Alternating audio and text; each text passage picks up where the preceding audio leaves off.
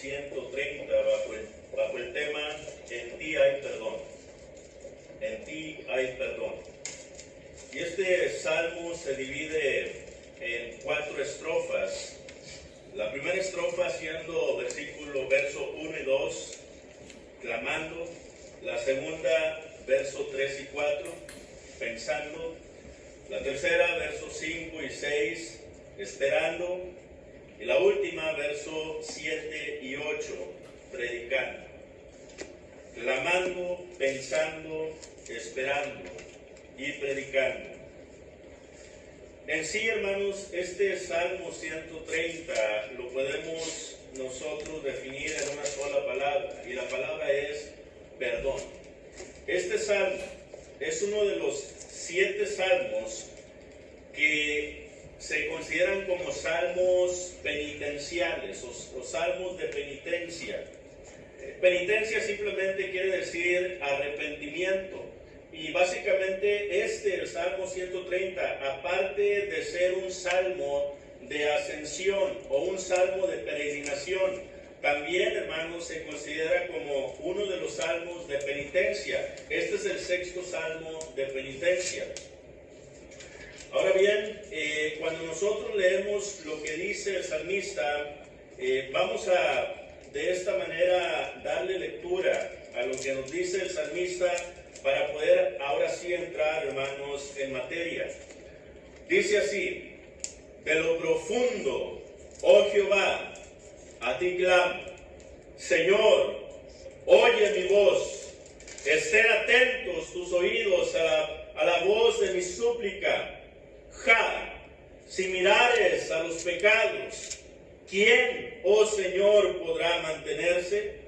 Pero en ti hay perdón, para que seas reverenciado. Esperé yo a Jehová, esperó mi alma, en su palabra he esperado. Mi alma espera a Jehová, más que los centinelas a la mañana, más que los vigilantes a la mañana. Espere Israel a Jehová, porque en Jehová hay misericordia y abundante redención con él, y él redimirá a Israel de todos sus pecados. Verso del 1 al 2, clamando. Dice ahí el salmista: de lo profundo, oh Jehová, a ti clamo. ¿Desde dónde está clamando el salmista? Bien lo dice ahí, de lo profundo. Hermanos, cuando nosotros pensamos en esto, desde lo profundo a ti clamo, la pregunta sería: ¿por qué es que el salmista está clamando desde lo profundo? Bueno, y la razón es porque lamentablemente esta persona se encontraba en un lugar donde había solamente soledad, donde había vacío, donde al parecer no había esperanza alguna para él. Probablemente esta persona, a través de su vida, estuvo buscando cosas las cuales no le beneficiaron en sí y lo fueron llevando cada vez más hacia la profundidad. Ahora, la profundidad, hermanos, para los judíos básicamente hacían referencia a ellos al mar o al océano. La profundidad era el caer en ese mar o el caer en la profundidad de ese océano, era estar en lo más bajo, era estar, hermanos, en un lugar, otra vez, donde al parecer ya no había esperanza ni perdón para ellos. Habían estado ellos, lamentablemente, tan enfocados en cosas que no venían al caso, que se olvidaron de lo espiritual. Y esto, hermanos, estas cosas en las cuales ellos se enfocaron, que realmente no les beneficiaron en lo espiritual, los llevó cada vez más a perderse en las profundidades del mar.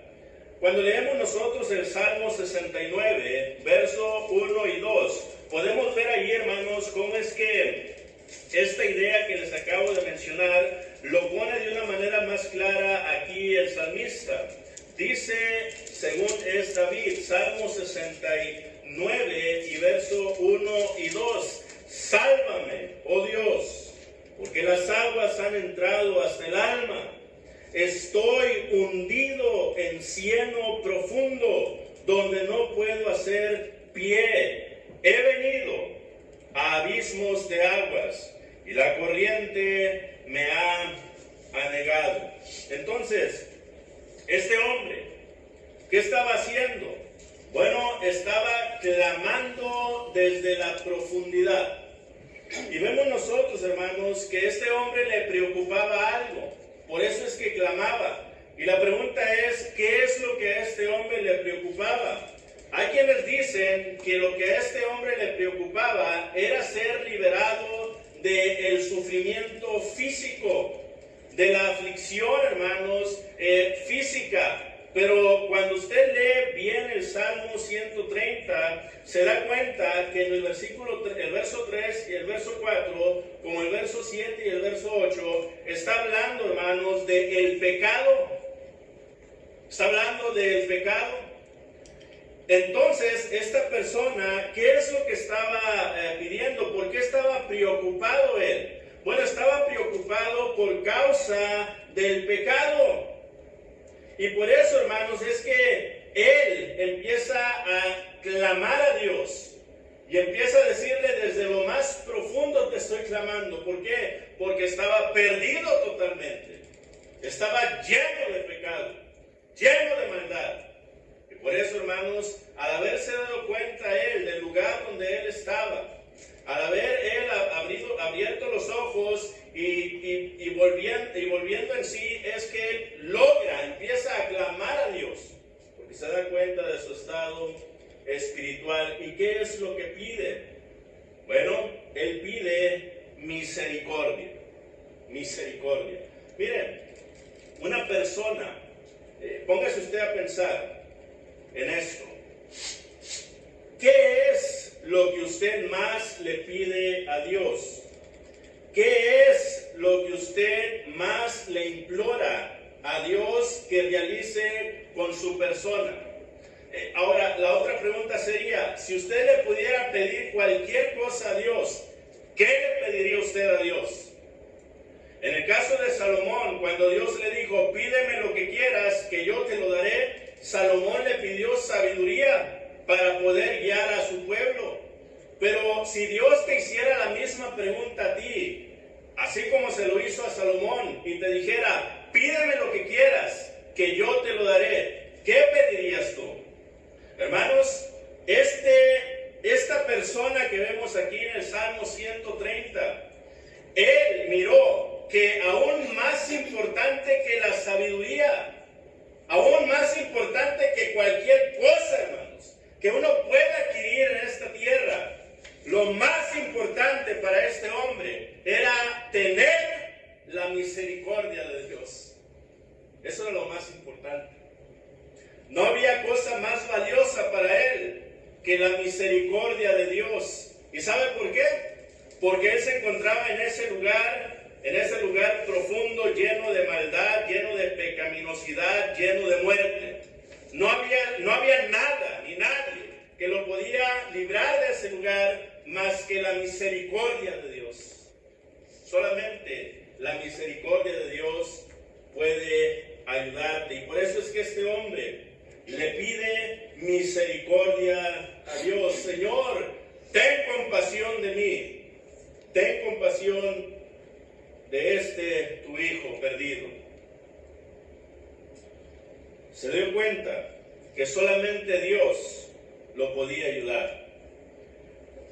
Solamente Dios lo podía ayudar. Ahora, en el Antiguo Testamento, nosotros encontramos a una persona que por su desobediencia se alejó totalmente de Dios e iba de Jope rumbo a Tarsis. ¿Se acuerda usted? Y esta persona, cuando iba en esa barca, en esa nave, vemos nosotros, hermanos, lo hemos estudiado anteriormente, vemos nosotros que el mar se embraveció. ¿Por qué? Porque Dios estaba airado con esta persona. Esta persona había desobedecido a Dios totalmente. Se había alejado totalmente de Dios y de su mandamiento. Le importaba poco realmente lo que Dios pensara de él, y se puso a dormir. Este hombre es Jonás. Pero cuando se dieron cuenta los marineros de que Jonás era la razón por la que estaban en esa condición, hermanos, le dicen: pídele a tu Dios que nos ayude. Jonás viene a decirle a estos hombres: lo único que ustedes pueden hacer para conmigo y para que esta tempestad se calme es que ustedes me arrojen al mar. Ellos no querían arrojarlo al mar, pero al final, hermanos, accedieron y lo arrojaron al mar. Y cuando éste se estaba hundiendo en ese mar profundo, Dios envía un gran pez, el cual, hermanos, lo traga. Y estando, dice el capítulo 2, desde adentro de ese gran pez es cuando Jonás clamó a Dios. Jonás sabía que el único que lo podía ayudar era Dios, y pidió de misericordia. Él necesitaba a Dios. Solamente Dios lo podía salvar de ese lugar, y eso es lo que él se dio cuenta. Hermanos, el problema con nosotros es que nos preocupan más otras cosas. El problema con nosotros es que nos preocupan más otras cosas que el pecado. Ese es el problema con nosotros. Por eso no pedimos misericordia. Por eso es que la misericordia no se nos hace como lo más importante que debemos de pedirle a Dios. Por esa razón. ¿Por qué? Bueno, porque lamentablemente, hermanos, nos preocupan otras cosas más que el pecado. ¿Qué es lo que nosotros le pedimos a Dios? Cuando póngase a pensar en esto, lo que más le preocupa a la persona, por lo que más pide la persona a Dios, eso es lo que más le preocupa a la persona. ¿Okay? Si tú pides un trabajo, es porque eso es lo que más te preocupa. Si tú pides dinero, es porque eso es lo que más te preocupa. Si tú pides otras cosas que no sea la misericordia de Dios, es porque lamentablemente aún no te has puesto a pensar y no has entendido todavía la gravedad del pecado. Esa es la razón. Pero este hombre sí lo había entendido, y lo había entendido a la perfección. Él sabía que el pecado era lo más horrendo, y él estaba lleno de pecado. Y él sabía que no había nadie que lo podía ayudar más que la misericordia de Dios. Por eso es que él clama por la misericordia de Dios. Hermanos, dice esta persona, básicamente lo que está diciendo es: escúchame, Señor, contéstame y ayúdame. Cuando vemos nosotros la siguiente estrofa, versos 3 y 4, podemos ver lo siguiente, hermanos, aquí. Dice: si mirares a los pecados, ¿quién, oh Señor, podrá mantenerse? Pero en ti hay perdón, para que seas reverenciado. La pregunta, hermanos, lo que él se preguntaba aquí, hermanos, y en lo que él estaba pensando, este hombre, dice: si mirares, esto es, si tú llevaras un registro de todos mis pecados, si tú guardaras un récord de todos mis pecados, hace esta pregunta: ¿quién, oh Señor, podrá sobrevivir? ¿Quién podrá sobrevivir? Hermanos, y la respuesta nosotros la encontramos en Romanos capítulo 3, versículos 10 al 12. Cuando nosotros vamos a Romanos capítulo 3, versículos del 10 al 12, Romanos capítulo 3, versículos del 10 al 12, dice: como está escrito, no hay justo ni aun uno, no hay quien entienda, no hay quien busque a Dios. Todos se desviaron, a una se hicieron inútiles. No hay quien haga lo bueno, no hay ni siquiera uno. El apóstol Pablo estaba citando el Salmo 14, 1 al 3 y el Salmo 53, del 1 al 3. Él sabía, hermanos, el apóstol sabía que realmente si Dios estuviera llevando un registro de todos nuestros pecados, realmente no habría esperanza para nosotros alguna. Ninguna esperanza, porque no hay justo, ni aún uno. Ahora, lo importante de este pasaje, hermanos, es el siguiente, lo que nos dice el verso 4. Y creo yo que este es el verso más hermoso que podemos encontrar aquí en este Salmo 130, donde dice, pero en ti hay perdón. Pero, hermanos, pero, dice ahí, en ti hay perdón. El pero hace la diferencia, ¿verdad? El pero, hermanos, hace una gran diferencia aquí. Probablemente tú no logres encontrar perdón en otras personas. Probablemente tú has herido a otras personas que aún todavía no te han perdonado. Probablemente, lamentablemente, hay padres que no han podido perdonar a sus hijos, o hijos que no han podido perdonar a sus padres. Probablemente hay también hermanos en la iglesia que no han podido perdonar a sus hermanos en Cristo, y viceversa. El problema todavía, hermanos, es que probablemente hay personas que ni siquiera ellos mismos se han perdonado. Ni siquiera ellos mismos.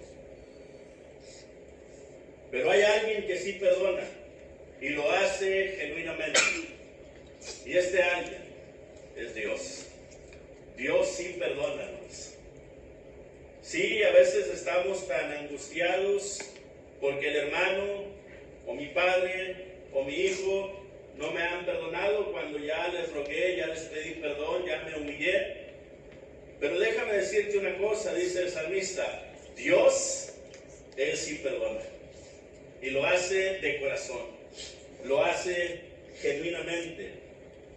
Hermanos, el Salmo 103, versos 8 al 12, un pasaje bastante hermoso también que nos habla del perdón de Dios. Salmo 103, verso del 8 al 12. Misericordioso y clemente es Jehová, lento para la ira y grande en misericordia. No contenderá para siempre, ni para siempre guardará el enojo. No ha hecho con nosotros conforme a nuestras iniquidades, ni nos ha pagado conforme a nuestros pecados. ¿Ve? Él, hermanos, no es como nosotros. Él sí perdona, porque como en la altura de los cielos sobre la tierra, engrandeció su misericordia sobre los que le temen. Cuanto está lejos el oriente del occidente, hizo alejar de nosotros nuestras rebeliones. Un comentarista en una ocasión escuché que dijo lo siguiente: ¿por qué no dice ahí la escritura, hizo alejar nuestros pecados del norte al sur o del sur al norte? ¿Por qué del este al oeste? ¿Por qué? Y cuando dio la explicación, se me hizo muy interesante, hermanos, porque lo que dijo fue lo siguiente: miren, cuando tú llegas al norte, el norte siempre va a ser el norte, ahí va a llegar, pero cuando tú recorres de de oeste a este, aunque llegues al este, como quiera vas a seguir viendo este. ¿Sí entendimos? O sea, tú puedes, ¿para dónde está el este? Para allá. Bueno, sí está para allá. Para allá está el este. Y donde quiera que vayas, oeste va a estar para allá. Pero cuando tú llegas al norte, tú no puedes decir el norte está para allá, porque te estarías apuntando para el lado contrario. ¿Ve? Se me hizo interesante ese punto. Y Dios así es, hermanos. Cuando te perdona de este a oeste. Es decir, el pecado ya no regresa. No hay, otra vez, Dios ya no se acuerda de ese pecado. Se pierde totalmente ese pecado. Y eso me hizo muy interesante. Ahora, nosotros, hermanos, vemos que a pesar de que las personas no te perdonen, Dios sí te perdona. Y el perdón de Dios es genuino y es para siempre. Y Él Él se olvida, de tu pecado. Hay 4 cosas sobre el perdón de Dios. 4 cosas que me gustaría revelar. Primero, el perdón de Dios es inclusivo. ¿Qué quiere decir esto? Bueno, que el perdón de Dios, hermanos, incluye cualquier pecado del cual tú te hayas arrepentido. No hay pecado que Dios no pueda perdonar. Eso es lo que quiere decir. El perdón de Dios es inclusivo. Incluye cualquier pecado. Cualquier pecado del que tú hayas cometido en contra de Dios, el cual te hayas arrepentido de él, Dios lo perdona. Dios lo perdona. Hay personas que no vienen a la iglesia o no vienen a las reuniones con la iglesia. Y lamentablemente la razón que ellos dan es la siguiente: no, lo que pasa es que lo que yo hice Dios ya no lo puede perdonar. Yo soy un diablo, así es que si yo voy, el edificio se va a caer. O sea, llegan a decir, hasta eso dicen, si llego a ir, el edificio se va a caer porque soy demasiado pecaminoso. Yo no creo que haya esperanza para mí. Estoy demasiado lejos de Dios, estoy tan lleno de pecado que no creo que haya perdón para mí. Hermanos, ese es el engaño, lamentablemente, más potente que Satanás usa. Hacerle pensar a la gente que Dios no puede perdonar tu pecado. No, Dios perdona tus pecados. Si tú mataste a alguien, si tú adulteraste, si tú mentiste, si tú robaste, si tú has deseado mal, si tú no te estás reuniendo o no te reuniste, si tú usaste el nombre de Dios en vano o cualquier otro pecado que hayas cometido, Dios lo puede perdonar. Eso es lo maravilloso de Dios, hermanos. Eso es lo hermoso de Dios. Dios no es como nosotros. Aquí el punto sería: nosotros tenemos que arrepentirnos de ese pecado, arrepentirnos genuinamente, y Él nos va a perdonar genuinamente. Ahora, número 2, el perdón de Dios es hoy. Es hoy, hermanos. El perdón de Dios no te dice, bueno, si tú te humillas, te arrepientes y me pides perdón, lo voy a pensar. Él no está diciendo eso. Dios no dice, si tú te humillas, te arrepientes, vamos a ver qué pasa más adelante, a ver si logro perdonarte más adelante. Dios no dice eso. No es como nosotros, Dios, hermanos. Si tú le pides perdón genuinamente a Dios, Él conoce tu corazón y Él te perdona y lo hace ahorita lo hace. Si nosotros le hemos fallado a Dios y sabemos que hemos pecado en contra de Dios deliberadamente y nos sentimos mal por ese pecado, y ahorita tú te arrepientes de ese pecado de corazón, Dios te perdona. Dios te quita eso de ti y te ayuda para que tú mejores, para que tú vayas madurando, para que tú vayas creciendo, para que tú vayas cambiando en tu vida. No tienes que esperar al final de tu vida para saber si vas a ser salvo, ¿no? A veces le preguntamos a los hermanos o hermanas, ¿usted cree que si viene el Señor o el día que viene el Señor, o usted cree que ahorita usted es salvo? Ellos dicen, bueno, pues ya lo veremos cuando venga el Señor. Bueno, pues Dios dirá, en aquel día, espero en Dios que sí, que yo pueda ser salvo. Otra vez, Dios no es así. Dios te está prometiendo darte la salvación en el momento en el que tú te arrepientes, que tú decides seguir. ¿Ven? Te lo está dando. Te está dando el perdón con la salvación. 2 Corintios 6:12, un pasaje muy conocido, hermanos. ¿Cuándo es el día de salvación? Dice ahí el apóstol Pablo. Hoy es el día. Hoy es el día de salvación. Si tú que me estás viendo por Facebook Live no no has obedecido. Tú debes pensar en tu salvación y debes de saber que Dios es el único que te puede ayudar. Él es el único misericordioso. Él es el único que te puede dar ese perdón que tú tanto necesitas, pero tú necesitas desearlo, necesitas humillarte y necesitas pedirle perdón. Y necesitas saber que no es mañana cuando tú te tienes que arrepentir. No pienses, yo mañana lo voy a hacer, no tienes que hacerlo hoy. Ahorita vamos a dar un poquito más indicaciones concerniente a esto. Número 3, el perdón de Dios es para aquellos que lo quieren. El perdón de Dios es para aquellos que lo quieren. Dice Números 32, 23, tarde o temprano, o mejor dicho, dice, tu pecado te alcanzará.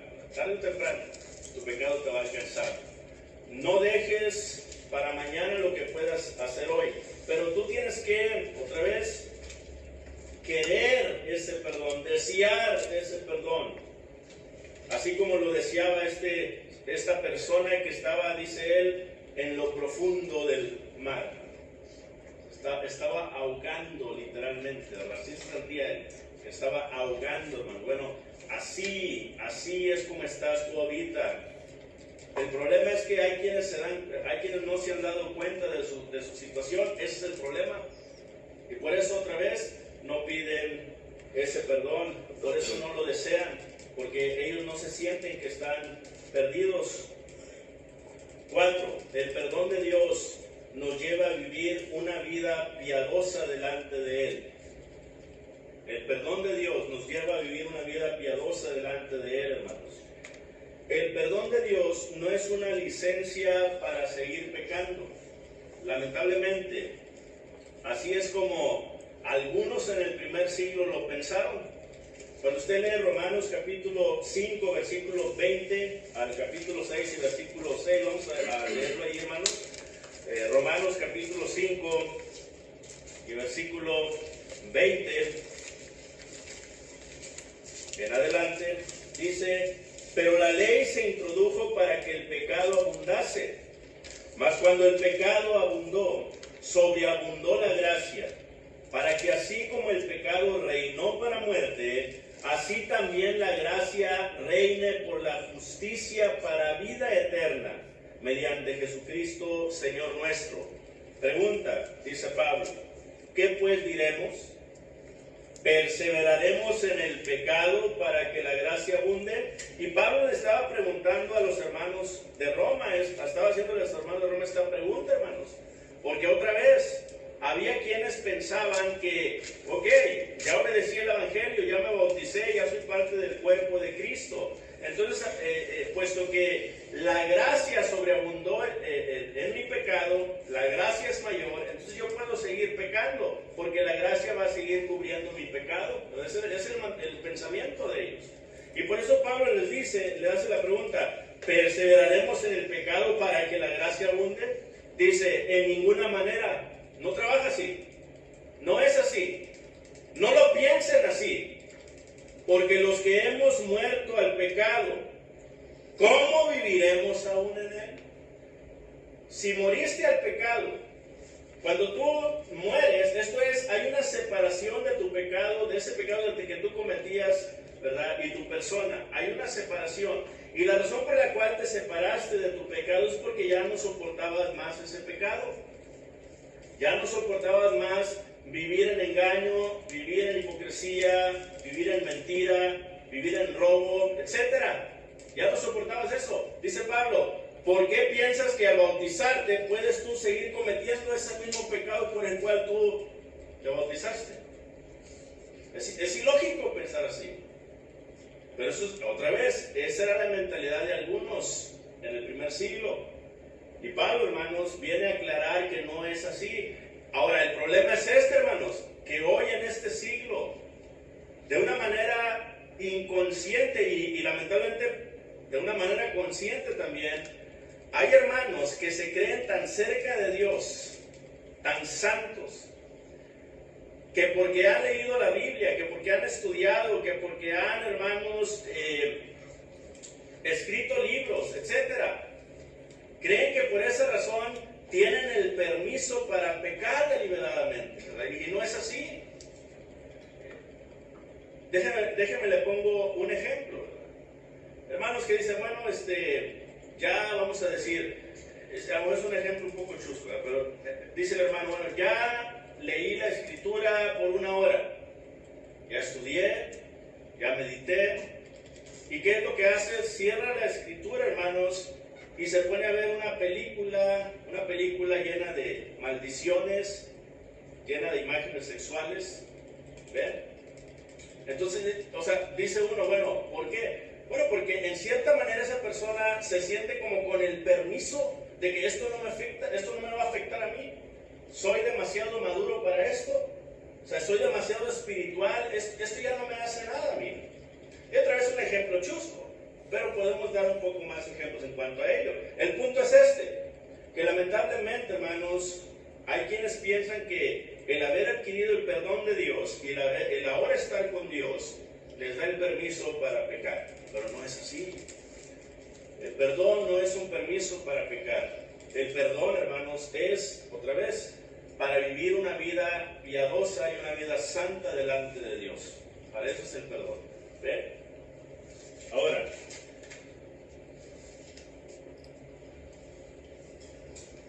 dice versos, regresando al Salmo 30, 130, hermanos, versos 5 y 6. Esperé yo a Jehová, esperó mi alma, en su palabra he esperado. Mi alma espera a Jehová, más que los centinelas de la mañana, más que los vigilantes de la mañana. Esto, hermanos, lo que dice el verso 6, más que los centinelas a la mañana, más que los vigilantes a la mañana, lo pone 2 veces. Centinela, vigilante, es la misma palabra hebrea.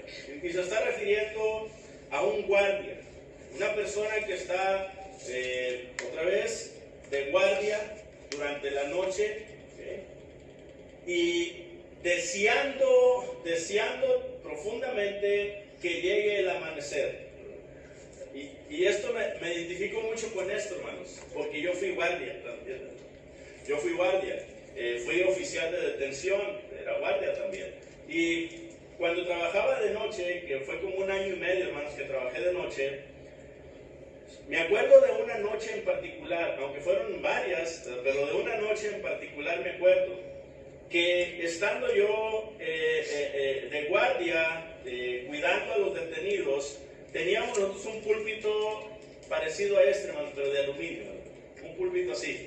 Y teníamos nosotros aquí el libro donde registrábamos y poníamos el registro de cada media hora lo que pasaba, ¿verdad? ¿Qué pasaba en la noche? No pasaba nada. Estaban todos dormidos en el dormitorio. Bueno, el punto es yo no dormí bien ese día. No dormí bien ese día por cierta razón. Me fui a trabajar y entraba yo a las 11 de la noche. Como eso de las 2 o 3 de la mañana, hermanos. Me entró un sueño profundo. Un sueño que yo no podía evitar en cierta manera. Yo sentía que no lo iba a soportar. A tal grado que literalmente, hermanos, me iba a caer yo al piso. Me iba a desmayar, solo que me agarré así del púlpito. Sentí que todo mi cuerpo se durmió, así. Y yo empecé a llorar, literalmente empecé a llorar, hermanos, y a rogarle a Dios que me ayudara para poder soportar esa noche. Y le decía a Dios, Señor, que ya amanezca.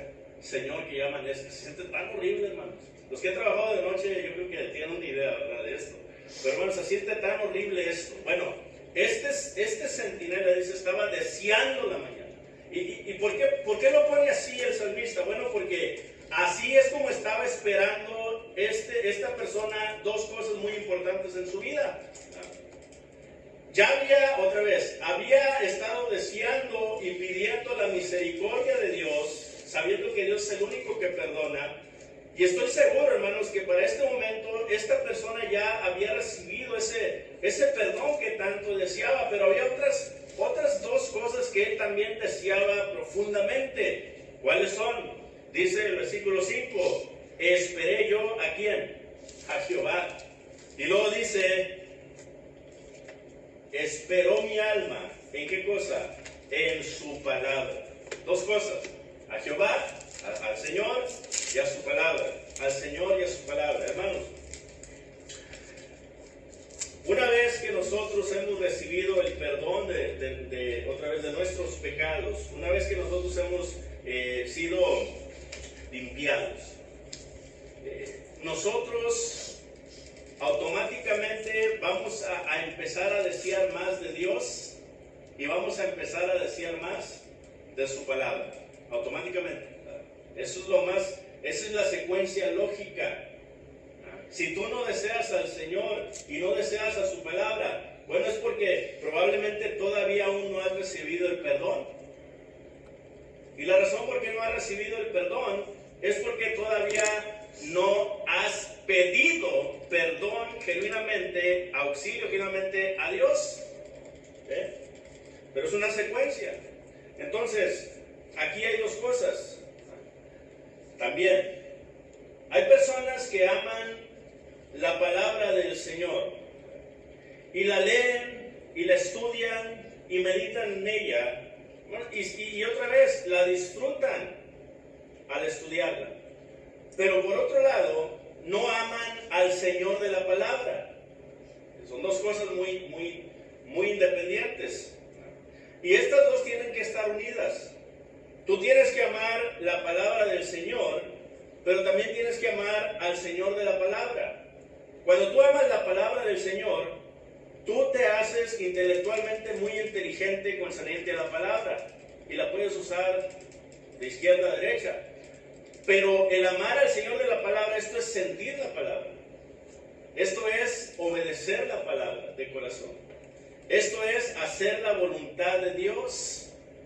Entonces, una persona que recibe el perdón espera en Jehová, espera en su palabra, para que estos hermanos le sigan transformando y le sigan ayudando en su vida como cristiano ahora.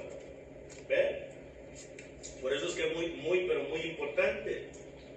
Por último, versos 7 y 8, predicando, espere, Israel a Jehová, porque en Jehová hay misericordia y abundante redención con él, y él redimirá a Israel de todos sus pecados.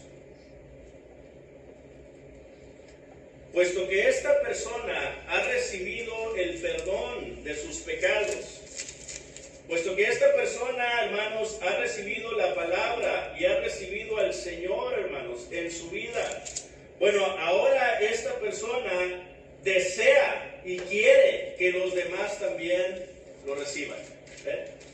Por eso es que, otra vez, esta persona empieza a predicar, empieza a anunciar a la gente, empieza, hermanos, a hablar a la gente de Dios. ¿Por qué? Porque ese es el deseo ahora más ferviente en su corazón, que los demás logren obtener lo que él obtuvo en el pasado.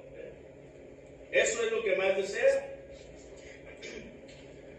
Versículo 8 dice, y él redimirá a Israel de todos sus pecados. Redimir, hermanos, otra vez, ¿por qué esta palabra? Bueno, porque hay dos cosas muy importantes.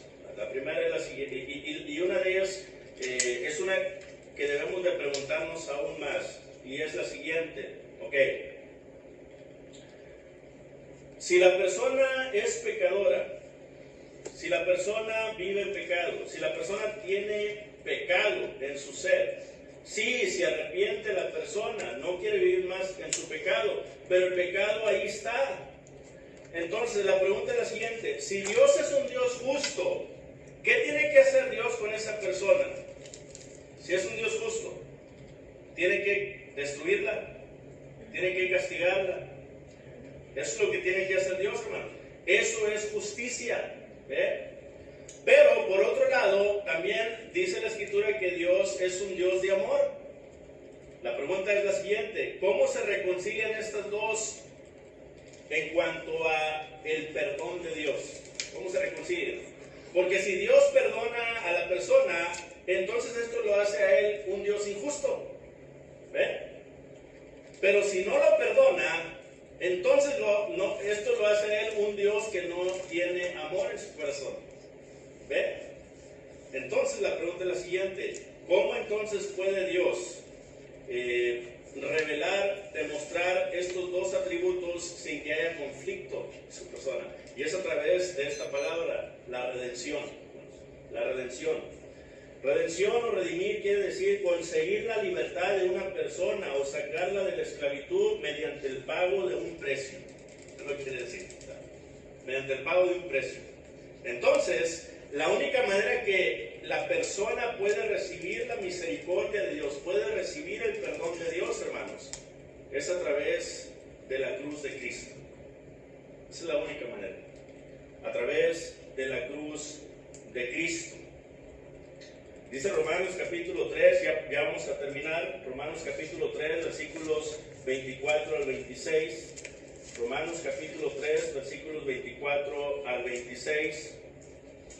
Dice la palabra de nuestro Dios, hermanos, aquí: siendo justificados gratuitamente por su gracia. Fíjese cómo: mediante la redención que es en Cristo Jesús, a quien Dios puso como propiciación por medio de la fe en su sangre, para manifestar su justicia, a causa de haber pasado por alto en su paciencia los pecados pasados, con la mira de manifestar en este tiempo su justicia, a fin de que Él sea el justo y el que justifica al que es de la fe de Jesús. El salmista sabía, hermanos, otra vez, el salmista, él solamente sabía que Dios lo podía perdonar, pero en su conocimiento, él todavía no podía comprender en su totalidad cómo lo iba a hacer. Todavía no sabía. Aunque en este tiempo, lógicamente, se presentaban corderos o animalitos para poder de esta manera limpiar tu pecado. Pero este procedimiento realmente no era perfecto. No te podía otra vez ayudar totalmente. ¿Ve? Ahora, aunque el salmista no entendía el medio, él confió. Él confió que Dios lo podía perdonar. Y ahora nosotros entendemos, hermanos, el cómo Dios nos puede perdonar, el cómo Dios puede ser un Dios de justicia y un Dios de amor. ¿Por qué? Porque en Cristo, hermanos, Dios, haciendo justo, trajo toda su ira y recayó toda su ira ¿sobre quién? Sobre su Hijo. Eso es justicia.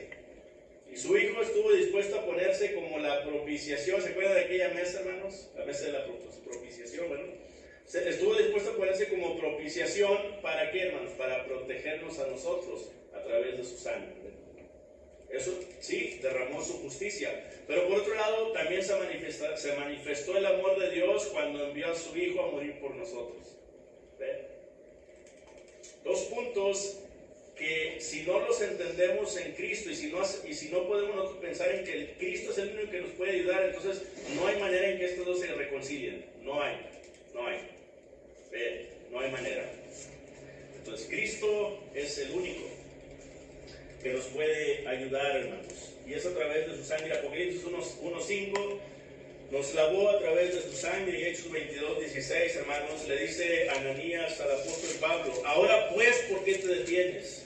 Levántate, bautízate y lava tus pecados, invocando su nombre. ¿Cómo lavas tus pecados? Bueno, a través del bautismo.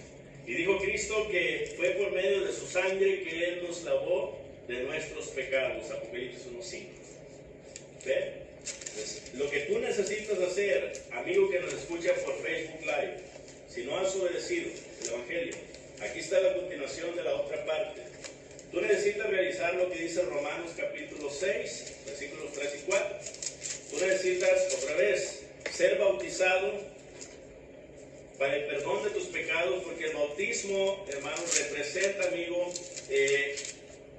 simboliza eso que Cristo hizo por nosotros en la cruz. Él murió, Él fue sepultado y Él resucitó al tercer día.